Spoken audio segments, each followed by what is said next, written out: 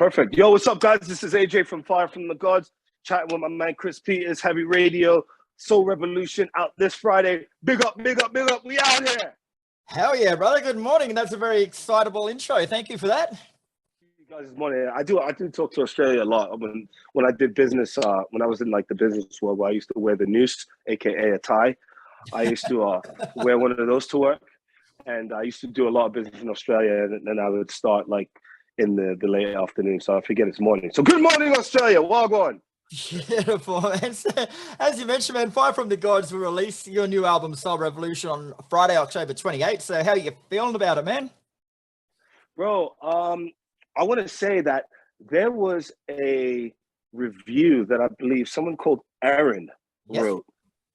And the review, which, said something that this record goes from hopelessness to hopefulness, and that, we're not necessarily saying that Fire from the Gods is bringing anything particularly new musically or technically to the record, but the lyrics and the music and the way it works.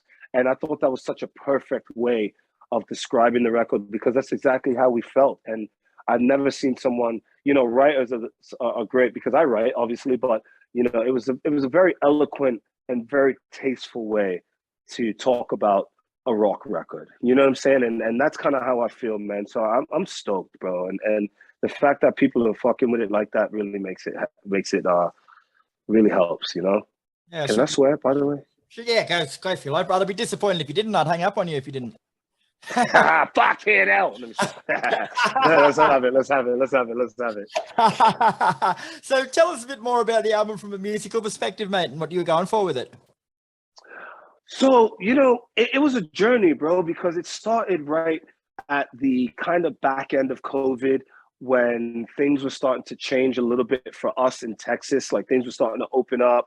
But we also had gone through this really catastrophic winter down here. We had this week and a half of crazy, crazy weather that nearly that just really kind of changed a lot down there. Like Texas is a super robust oil, everything's bigger in Texas type place, and then a little bit of freezing temperatures and some snow, and the whole state was reduced to like almost third world conditions. So shit was crazy. And then coming out of that, like my wife, my kids and I, and by the way, we just had a newborn, so we had like a 3 week old baby, and we're having to live in a hotel for a week. It was crazy. Yeah. And then coming off of that, as soon as I sent them to Tennessee, where because like things hadn't changed here, power wasn't back, and we didn't know how the power situation was going to be. So they went to Tennessee. I went to Houston to start demoing. So not only was I not living in my house for a week, and things had gone crazy weather-wise in Texas. Oh, by the way, let's start demoing. So it was wild, bro. It started with that, and then the world started opening up, and we were fighting to try and get some tours back. We were lucky enough to get on the road with Korn, who we adore. And, so it was all in the backdrop of that, but we were still doing Zoom sessions for writing. And as I love that you and I can be on Zoom right now, rapping about music, but I don't want to write fucking music over the computer, bro. You know what I'm saying? I want to be in the booth, in the room, so it was a lot of that. It was crazy, bro. It was crazy. Yeah, sounds it, man. And the press release says that Soul Revolution combines inspirational, aggressive, and soul-searching themes. So can you elaborate on that a bit for us? I had to dig deep because of the things that I was going through, man. I'd lost my dad, during the whole experience. I lost my uncle too. So I was and some really good friends, and then just the way people felt in despair after the elections and the politics and all that other bullshit. So I was writing my response. My response to all of that was what came out in Soul Revolution.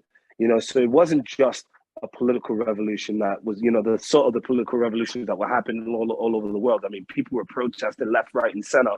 Then you had the Capitol riots here in America. Like, things were crazy. I mean, it got to a point where violence seemed to be the only way people wanted to communicate with each other anymore. And I figured it was time to say something, not only say something about it, but come from a place of realness. And you can see when we played shows across the country, how people felt and the way their art, you can see there was this look in people's eyes. They wanted to be at shows, which was great, you know, and everyone wanted to be back in the room with each other and have fun. But you could see there was a little bit of that spark that people typically had. You can see that was a little diminished, that people were a little bit uneasy about each other. You know what I'm saying? So there was this little bit of like, yo, I don't know. Does this guy, I don't want to say something that's going to piss him off. I don't want to talk about politics. I don't want to, you know, so I had to dig deep to really respond to that. And Soul Revolution was my response. And you've released the singles World So Cold and 1,000 Lifetimes, mate. So overall, would you say they're a good sonic representation of the album as a whole? Sonically, yeah. I mean, there is this great balance between big riffs, but at the same time, just mostly sweeping choruses. So that's kind of the theme, you know, big choruses. You know, we didn't do the whole typical major minor thing that you find in like a lot of rock music, a lot of bands, you know, the Seven Dust and the Breaking Bends of the world and the Shinedowns of the world. There's this little up and swing, and then there's the down choruses and all that. We did a lot of that, but we didn't really just harp on it. But it did become a through line because I wanted to reach more audiences. I didn't want to just write a mainstream rock record, but I wanted to reach people, and I wanted to give people the familiar sounds that they were used to, what they were used to hearing in their music. And I figured that was a way, that was kind of my Trojan horse a little bit. You know, Soul Revolution's kind of a Trojan horse, because don't think we're still not the Excuse Me band. We're still that band. We're still the Pretenders and In Spite of Doubt band. When we play live, we still play some of our heaviest songs, bangers, you know, that mosh pit inducing, you know, wild songs. We still get down like that. Yeah. And we've sort of touched on this a bit, mate, but the press release also refers to a unifying mission statement of all power to all people. That sounds great, man. So could you go into a bit more detail about that?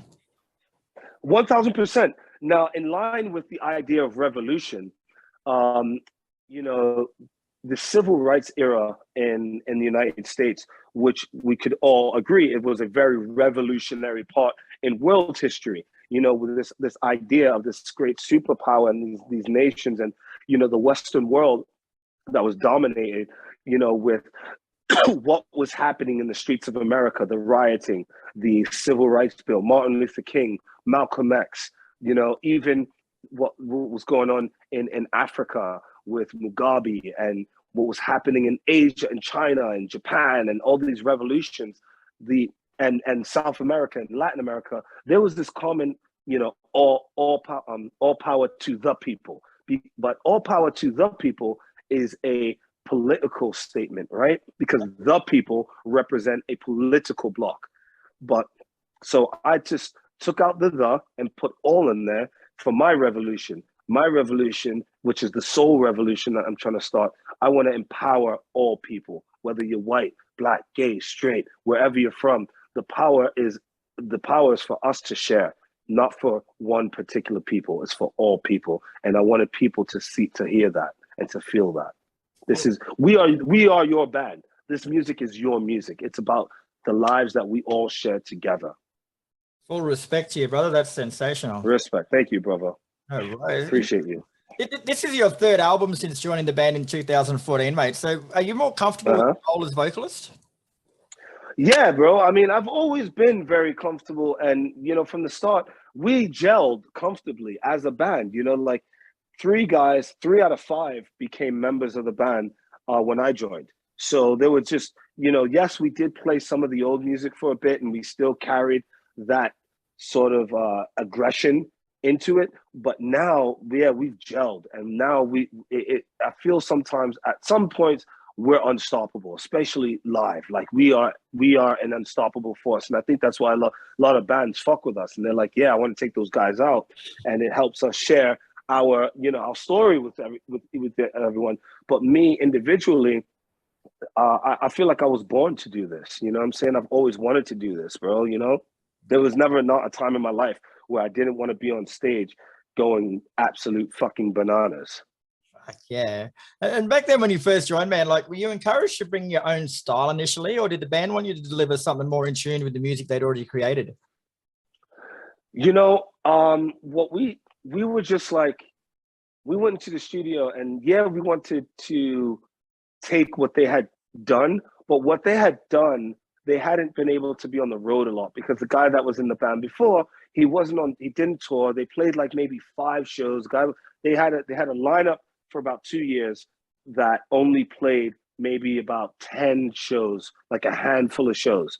And you know, there was a lot going on the internet because that was still around the time when the internet was a buzz with new metalcore bands like, oh, who's this, who's that? So Fire from the Gods had a name, but they weren't doing anything, you know? So it was like, oh, this is cool music. And when I heard it, I was like, oh, this is dope, man. And I initially met them because I was going to help write and take the music to a different kind of level.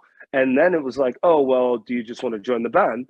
And I was like, yeah, you know, of course, because, you know, I had got a few different offers around the time too. There were a few bands that were doing things that were like, oh, AJ's out. You know, there was a name that I had in the scene. People knew that I was a vocalist and knew I was looking for something. And so there were a couple bands that were asking for tryouts, very well-known bands who were going through like vocal member changes and shit like that. But Fire from the Gods stood out to me because I was like, that's exactly what I want to do. You know, and then when I joined, and then I was able to express myself a little bit more, then everyone was like, oh, we definitely want to do this, you know? so that's now become the staple, you know? Like I've always been in love with bands where you could tell that's the guy, you know? You hear Tool, you know that's Maynard. You hear Rage, you know that's Zach. Even when he's on a feature, you know that's Zach. You heard Killswitch, that was Howard, you know? You heard Deftones, that's Chino. You know what I'm saying? So I wanted to be that kind of guy. Like you hear Fire from the Gods and you know, oh, that's AJ. You know what I'm saying? That's Fire from the Gods because I know AJ's voice. Yeah. And as we say, man, the album does come out tomorrow, Soul Revolution. So after that's done, mate, what are your plans? You got plans to do a world tour or anything like that? Bro, we want to hit the road, Jack. You know what I'm saying? And just, but I do want to come back. Yeah. But yeah, I want to be down in Oz, bro. We've never been, bro. It's time to get down there, brother. It's time to get down there. It's time to you know, I want to play more shows in Europe, obviously. I want to do some of the bigger, we've done, I mean, the big festival. We did Rock and Ring, Rock and Park and Download and all that in Europe and Hellfest. But I want to hit the club circuit a little bit more, you know what I'm saying? I want to get back in people's faces, get to the nitty gritty.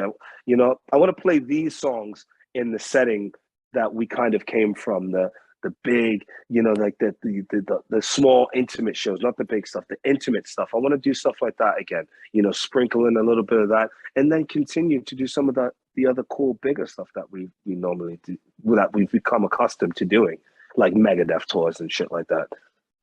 I want to go on the tour with Parkway Drive or Amity Affliction in Australia, or DVSR. You know, I don't know if you fuck with those guys, but I want to go out with DVSR, big style, man. I love those dudes. We'll see what we can do for you, mate. I'll spread the word for you. I'll let them know that you're keen to come. Please do.